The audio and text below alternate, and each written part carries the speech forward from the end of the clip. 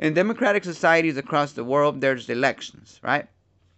And one thing that you hear is, it is your duty. It is your duty to vote. It is your absolute duty to vote. That is your God-given right as a citizen of this great nation. Vote. You should vote. Or every last one of you vote. Yay! And then people share their little sticker. I voted today. Hey, great. I participated in the furtherance in the future of our society here by participating in this democratic system, right? And I voted. Yay! Vote, vote, vote. That's all you hear. You should vote. Everyone should vote. Every automatic vote registration, all kinds of stuff is what you hear all the time. But voting is the easiest thing to do. To go into a booth and hit a button, that's the easiest thing you can do. There's nothing to it. There's nothing to that. You could train a bird to do that. You could train an animal to poke the button to push the thing. You can train an animal to do that. What the real work comes in is learning. What is it that you are participating in this society, in this civics? What do I know about the civil society? What do I know about our Constitution? What do I know about the way our city is run, the Constitution of my state? What do I know about who's running and what do they stand for? Maybe their background. What did they study? What did they write their thesis on? That's hard work. To try to learn what these people stand for and what they do or whatever. That's the hard part. The easy part is pushing a button. Anybody can do that. That's the easiest part.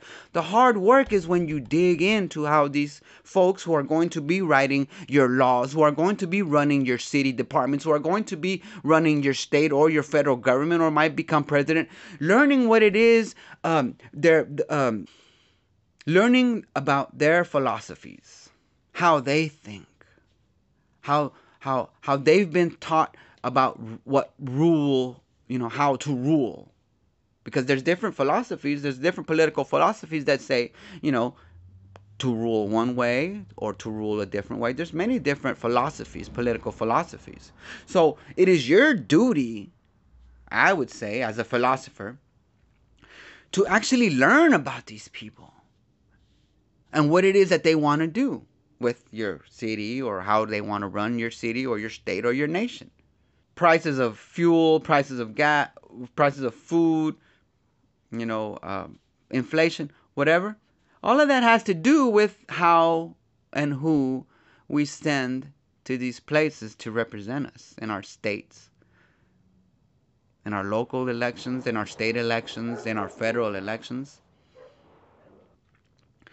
Now, it is our duty, because they're leaving it up to us to vote for whoever we think, and I would assume that it is in our best interest to try to find someone who is more kingly, the way Plato would say, and how do we know who's more kingly? Not kingly like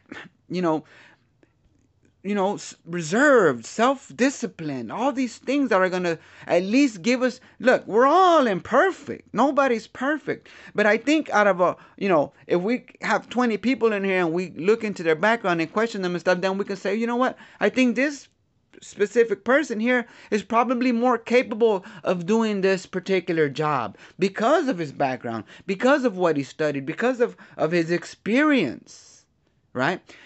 But I wouldn't know that if I didn't dig into the past or have some sort of knowledge about, in quotes, politics or whatever, to follow this person who's trying to, become my governor or my mayor or my president. This is Thesis.